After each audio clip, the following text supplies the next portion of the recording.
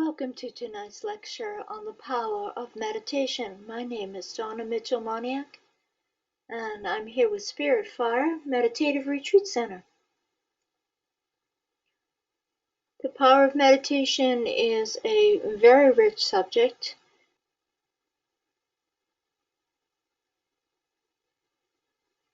One of the focuses of meditation is, of course, all the gifts that it brings. And what I'd like to do is start with a little bit about myself, because how I am and who I am is fundamentally a result of lifetimes of meditation.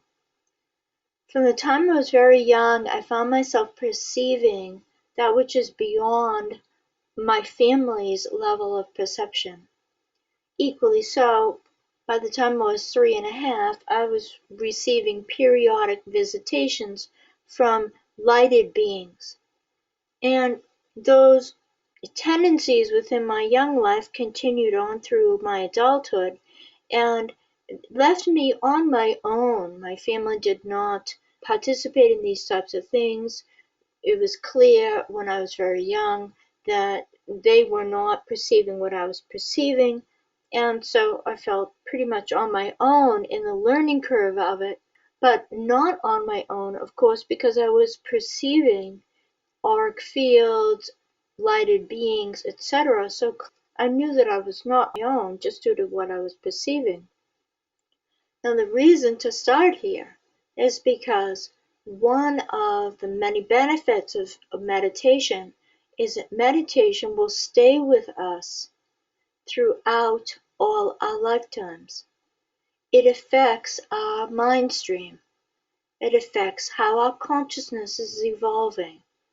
And so whatever benefit or whatever stability that we gain within the art and the craft of meditation is not lost, in contradistinction to so many other things that we might apply time or energy or money to throughout our lifetime.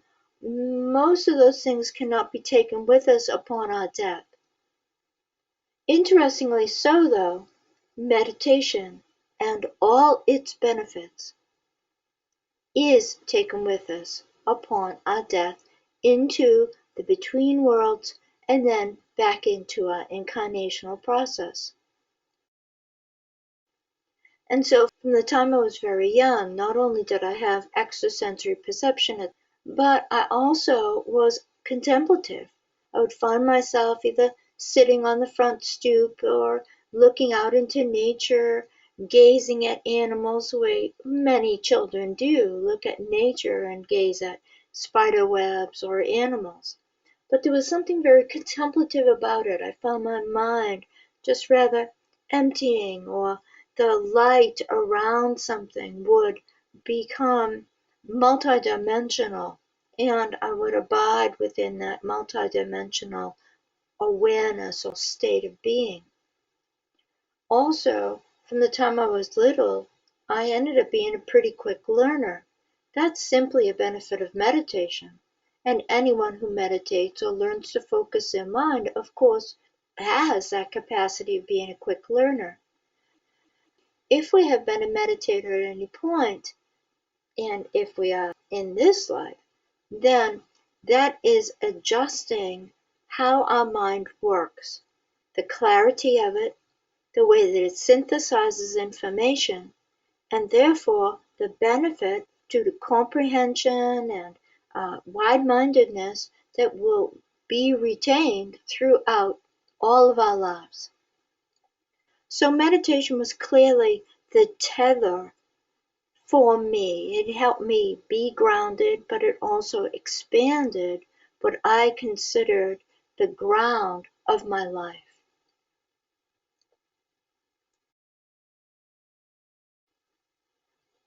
The benefits of meditation are many and known.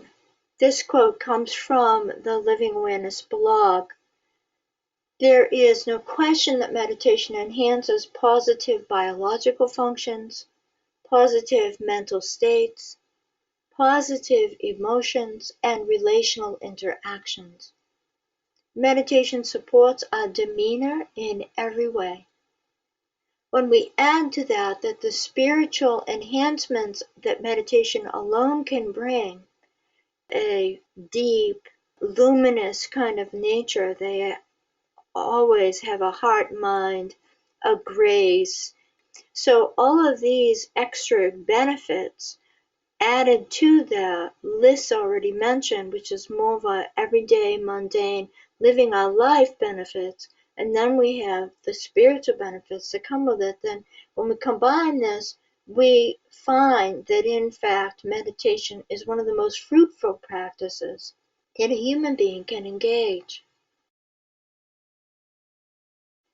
The reason for that is very simple.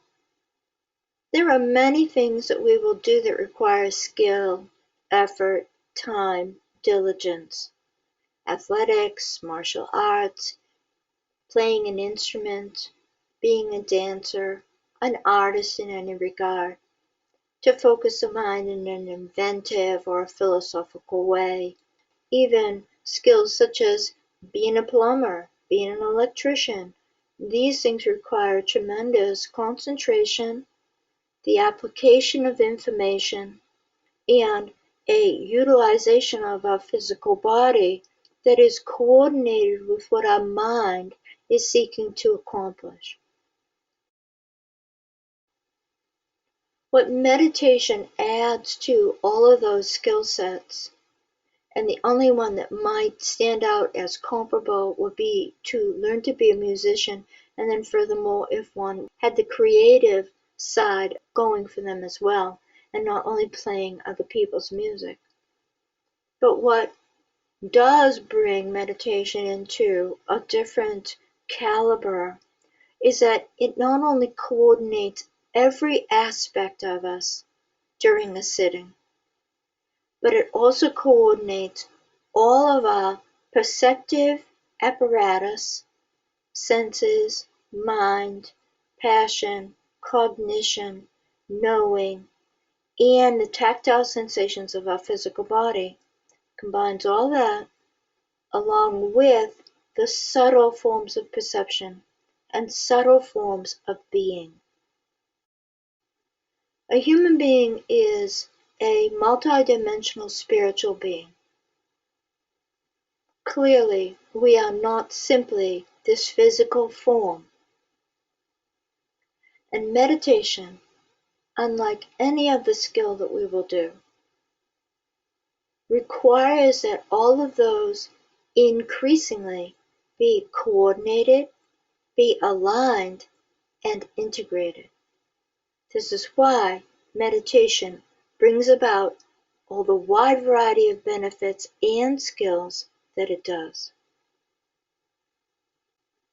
A human being is a multidimensional spiritual being. Clearly, we are not simply this physical form.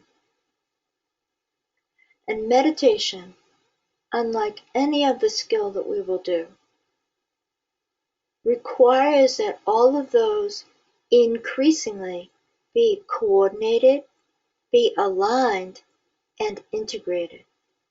This is why meditation brings about all the wide variety of benefits and skills that it does. Because this meditation class that is coming up is a 4-week class within the 4 modules of the Vibrational Excellence series, it stands to reason that we understand this in the way of vibration.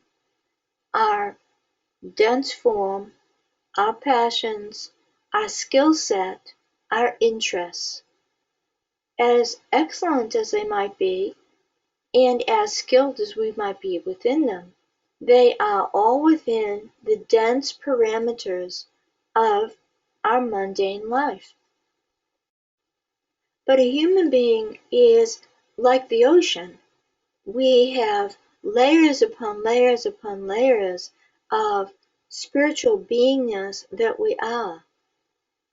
For instance, we have intuitional capacity. Everybody does. We have spiritual alignment that usually creates a sense of aspiration, a sense of ethical motivation. So these are aligned with layers of our spiritual beingness.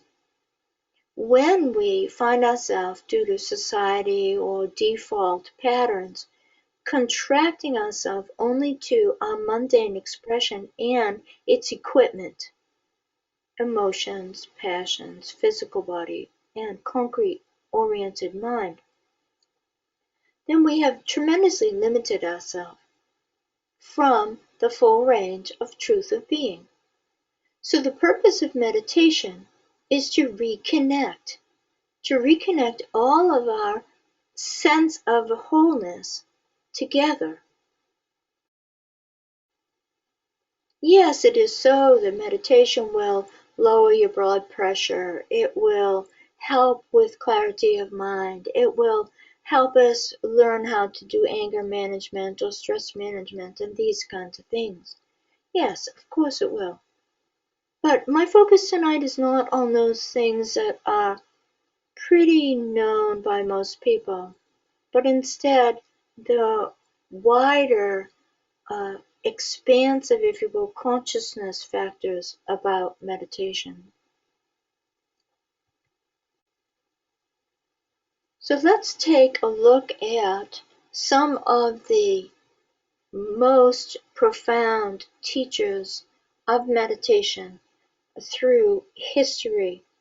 I'm only going to choose 3 or 4, and there are more that could be chosen, and certainly contemporary ones as well.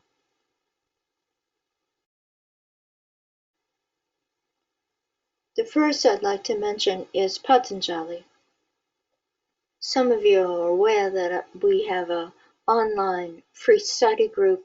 We've been studying the Yoga Sutras by Patanjali now for, 6 or 9 months, and we are getting ready to go into the last quarter of his sublime teaching. And core to Patanjali's gift to all of humanity many thousands of years ago was the gift of meditation.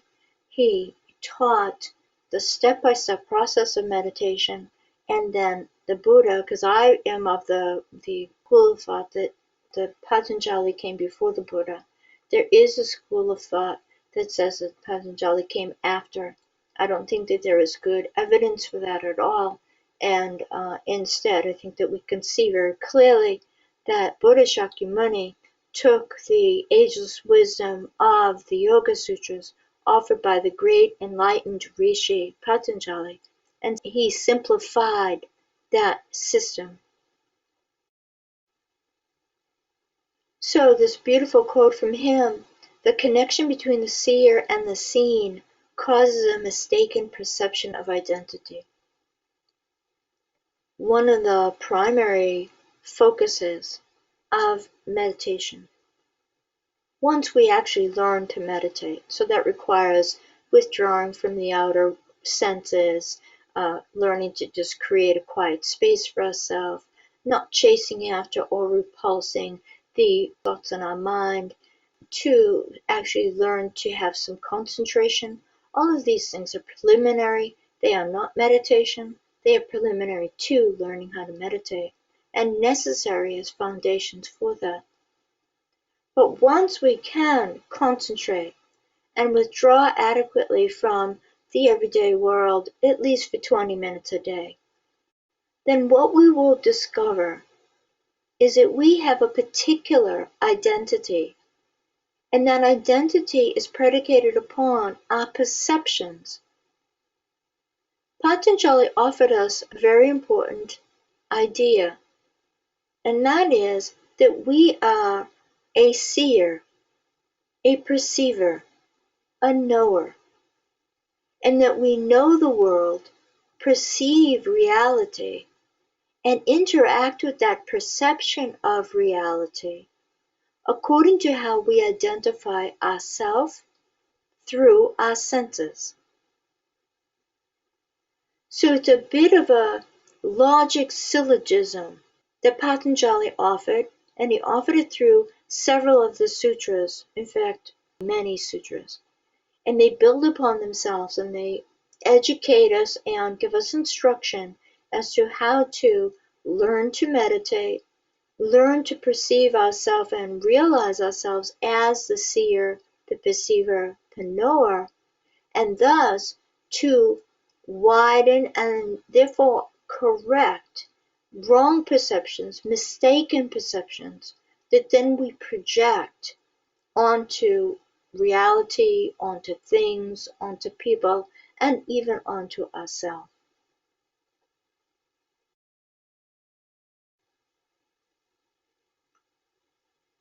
Probably the next excellent teacher of meditation who focused extensively on meditation was Buddha Shakyamuni. I am of a school of thought again that suggests that Patanjali was thousands of years ago, as in 10,000, 12,000, maybe even longer than that. And that in fact Patanjali was an immortal and lived or brought forward emanations of himself several times, which is why there is that second school of thought that says that he lived after Buddha Shakyamuni. Buddha Shakyamuni lived in about 600 BC in the same country as Patanjali, that was to say India, and he offered us this: there is a most wonderful way to help living beings realize purification, overcome grief and sorrow, end pain and anxiety, and travel the right path such that we realize nirvana. This way is mindfulness. Regarding the overall subject of meditation and its power, we are given a very straight up sentence here that there is a way to accomplish these things. Many of us have the challenge of purification, to eat well, to have a certain amount of declutter in our private space, to have our mind be quiet when we want it quiet. These are all aspects of purification. Everyone is overcome sometimes by grief or sorrow for a wide variety of reasons. So is there something that everyone can do and that you personally, I personally can do that counteract or counterbalance grief and sorrow? And maybe that counterbalance is simply to understand more about grief, sorrow, and how and why we experience that. What are the causative agents within us, biologically, emotionally, endorphins, and such like that? Yes. But what are the reasons from a collective consciousness point of view, from our own desire point of view, etc.? Is it so that we might be able to end pain and anxiety? We will never know unless we try this method out. And is the ending actually that we no longer have pain? Or is it that the relationship to the pain no longer calls it pain? And equally so with anxiety. Anxiety all has to do with the sense of self. Well, Patanjali already told us that if we have a misidentification about our sense of self, and we do not see ourselves or perceive ourselves as a spiritual being, as a divine presence, well then, yes, we all would be prone to anxiety.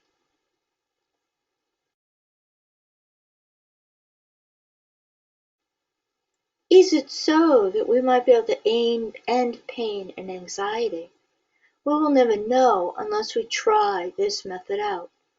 And is the ending actually that we no longer have pain? Or is it that the relationship to the pain no longer calls it pain? And equally so with anxiety.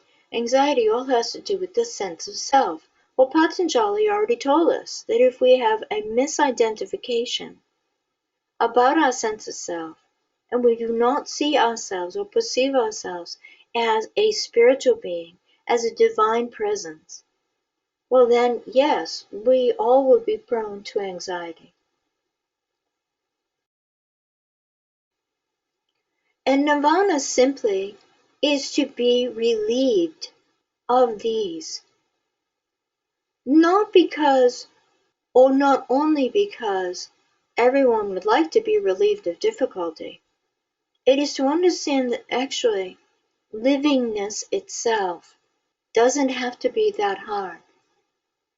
That the difficulty that human beings experience is simply because of the frame of reference about themselves. So if we expand that frame of reference, expand how we reference reality, then automatically there will be a difference in these troublesome kind of things. Lao Tzu lived at very similar time as Buddha Shakyamuni. Lao Tzu came from China, and he offered us this. Can you coax your mind from its wandering and keep to the original oneness? Can you cleanse your inner vision until you see nothing but the light? Can you step back from your own mind and thus understand all things? Meditation offers us this. It offers us the training of our mind such that it does not wander. And furthermore, and more importantly, ultimately that it does not wander from its original state, its original oneness. Does that take time? Yes, it does. Does it take practice? Yes, it does. But does it happen? Yes, it does. And many, many people down the ages have written about that, about their experience, and have offered us imagery, painting, poetry about just that. Meditation helps us cleanse our mind and thus our inner vision. Meditation brings us to one of the qualities of inner awareness, and that is clarity. Luminous, luminescent clarity. It also could be experienced as radiance or brightness, but this is a natural quality, one of the primary qualities of awareness itself. So, as we clarify and train our mind to stay more stable within its original light, then yes, we would see nothing but light, no matter what we were looking at. And to learn how to step back from concepts, projections, ideas, beliefs that generally are contractions of reality. To learn to step back from these qualities which Lao Tzu is saying from your own mind. That's what one person's mind has in their mind. And another person's mind will have another set of ideas, beliefs, projections, conceptions. So when we learn to step back from our own mind, in fact, we learn to understand. Whether or not we understand all things doesn't matter, but we will definitely learn to understand. And one more. This is Manjushri from the Tibetan Buddhist pantheon. He represents wisdom. And as is said of Manjushri, wide awake, master of alertness, he is the one who knows and sees all. He has gone beyond ordinary states of consciousness, epitomizes non-dual wisdom, which is non-conceptual and spontaneously present. Everybody who meditates becomes wide awake, becomes a master of their mind their passions, and therefore of alertness. Again, does that take time? Is it a tremendous learning curve? And is it the spiritual path itself? Yes. Are there a lot of meanderings, a lot of wanderings, and are we all human? Yes. But nonetheless, meditation, and probably meditation alone, brings about these powers that we are talking about as we stroll through and scroll through these great masters and great world teachers, to ultimately come to the realization of non-dual wisdom, to realize that duality is not the state of reality, but to instead realize that all that exists is non-conceptual, spontaneously present, non-dual wholeness. Does anyone and everyone eventually come to this if they learn to meditate and sustain a practice? Yes. And that again has been written about and shared by many people down the ages, including contemporarily today.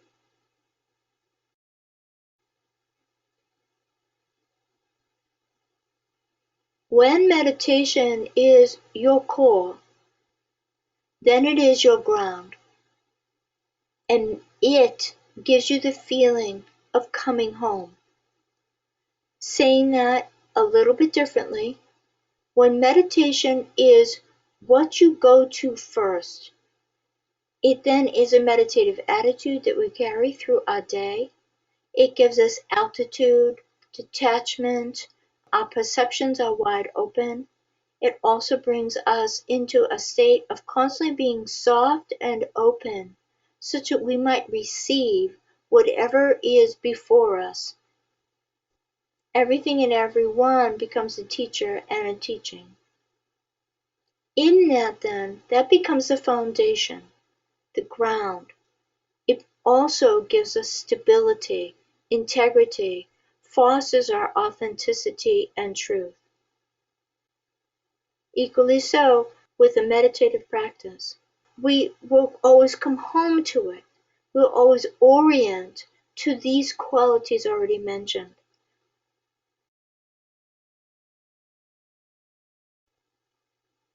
It brings forward the strength of our character, the strength of a clarified mind, the strength of the heart. It brings forward clarity in every regard. And it brings forward the idea of orientation and compass. What is the higher truth? What is the greater patience? What is the openness of the heart in this given moment?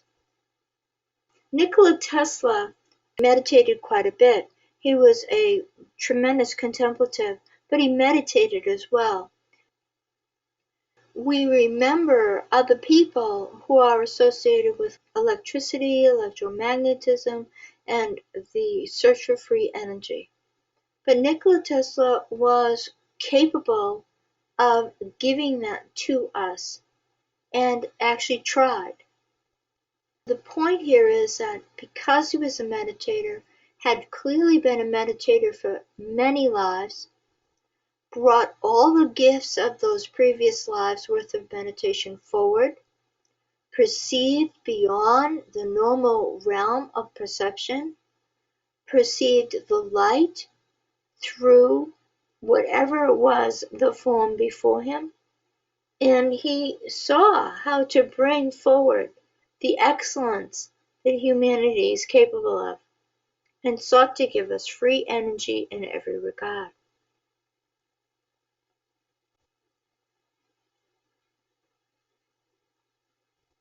Meditation essentially is a taming and a training of our habitual and mindless tendencies. We react, we desire. Anger, frustration, doubt, consternation, these things arise. Pride, arrogance, selfishness, self-centeredness, self-referencing, These things do too. These are untamed expressions of ourselves. And untrained generally has to do with how our mind functions. Is it focused? Can we focus it? Is it easily taken off track? Is it hard to get it back on track? And how about our emotions? They too, do they need to be trained more such that they are more calm, our demeanor is more calm? Or do our emotions easily ramp up and then are not easily calmed at all? So meditation tames the untamed and trains the untrained so that a person is more stable from within, more focused, more clear, has a better command of him or herself, is more patient, more calm, more organized, and therefore more creative and productive in one's life. These are the powers of meditation.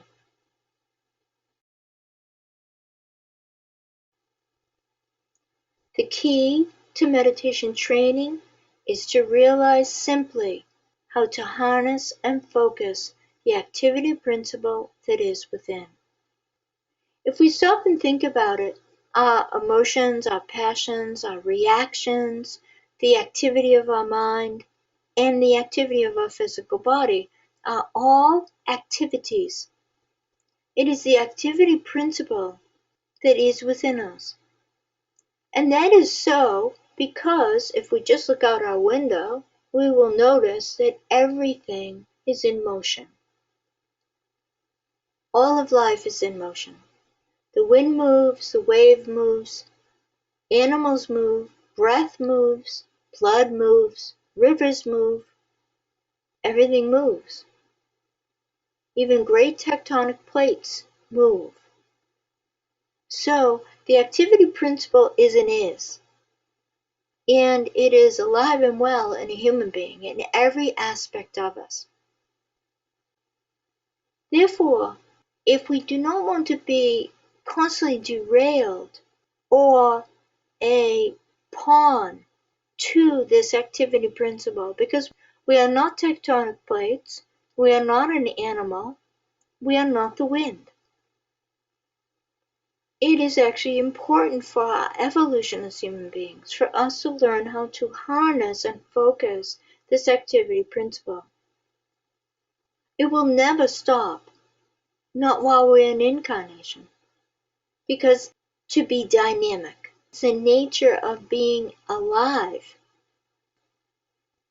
But we can utilize that dynamism in the range of our spiritual nature. And if we don't harness it, we're like a person trying to fight our way out of a paper bag. We're constantly ping-ponging around, ricocheting around, and we are quite unproductive actually, distracted and fatigued and spending money and energy in unmindful ways.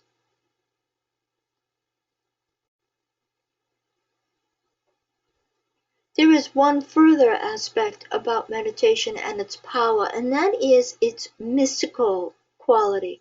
I consider that to be the art of meditation. There is the science of meditation, which to a certain extent I just referred to, and the powers that will come from that, the abilities of ourself that will come forward from harnessing the power through the scientific methods of meditation. And then there is its art form, if you will, the mystical, the visionary, the inventive, and that which dances with the mysteries of life and existence through meditation and contemplation.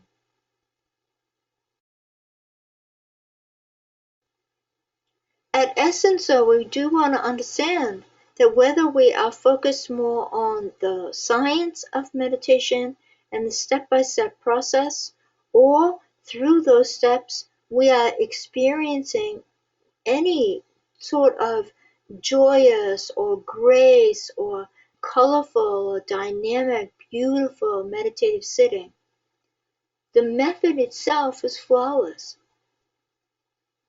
And the method itself has always been flawless. And the method of meditation actually has very few steps. Within the practice of living awareness, just as a reference point, I've created 14 steps, which seems like an awful lot. But that is because each of the primary 3 steps of meditation are voluminous. And my goal with the practice of living awareness is to take this ancient tradition and bring it into our modern day, and not only do that, but to bring it forward in a way that we understand and are living from these gifts of these 3 primary steps that must be ballooned out, must be expanded out, if we are going to understand how to live from them. But the method is flawless. It's as flawless as our breath. Our breath keeps us alive. We don't have to think about it unless you have a breathing disorder. And the flawless quality of meditation and its method brings benefits beyond measure. You cannot measure things like enlightenment. You cannot measure compassion. You cannot measure kindness or patience. You cannot measure clarity of mind. So benefits beyond measure. And for all lives to come, and that's why I started the talk as I did tonight, with a little bit about my childhood.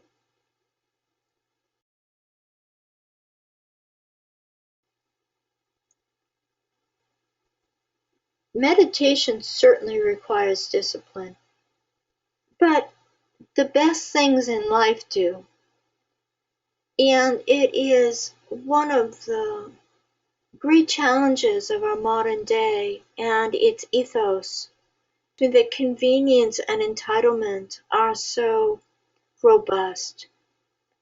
They make things like discipline, effort, diligence, follow through be kind of dismissed or thought like they are difficult, and why do I have to do that? That idea is simply an error of our times. It's a temporary aberration that has to do simply with leisure and convenience. We have, of course, all through our human existence applied discipline, diligence, follow through, and we had to in order to survive. But we also did it regarding our studies, regarding contemplation, meditation, even regarding our family, our love, our relationships, etc. Discipline is a gift that only we can give ourselves.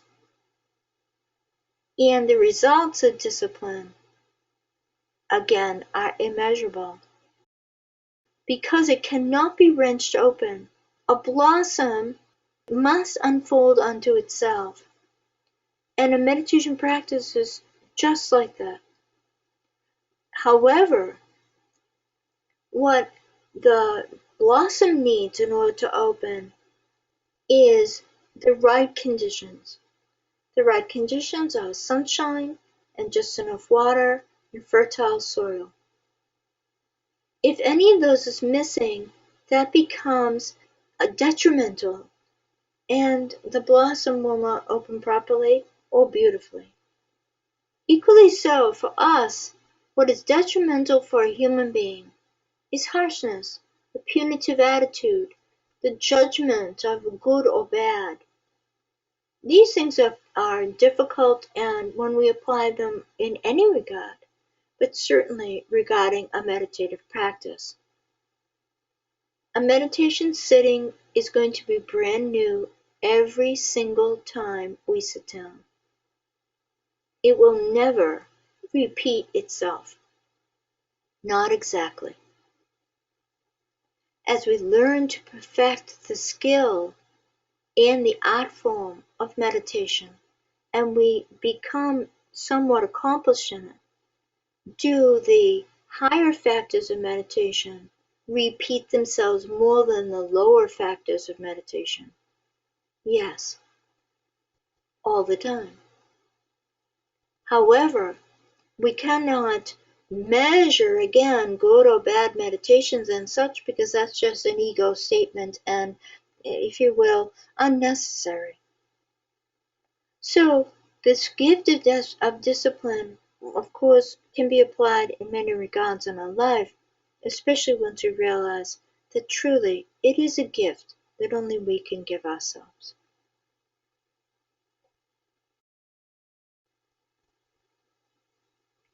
Sandra writes, my corporation had me teach meditation to its truck drivers to improve safety, and it worked. How wonderful! I love it. Mindfulness, to be sure. I love the phrase, a blossom cannot be wrenched open, says Terry. It is beautiful. It came from one of the blog posts with the morning meditations. So then, just to finish up then, the inner workings of meditation is going to be the focus of my next 4-session online class. It will begin on the first Tuesday of July. I'm not sure if this should be called a beginner class, a not beginner class. I really don't know, because I'm not approaching meditation in the way of beginner or advancing. But instead, my goal is to help people understand truly how meditation works and why it works the way it does. And therefore, I think that if one is a practitioner, then one could use this 4-week class to actually refine their practice, because you could ask me any question that you want and I might have an answer for you. I've been teaching meditation for over 30 years. I remember the training of my past lives in multiple disciplines, and I'm happy to bring that forward in a class such as this. Of course, many of you know that I founded Spirit Fire Meditative Retreat Center, so meditation is pretty core to me and to my life.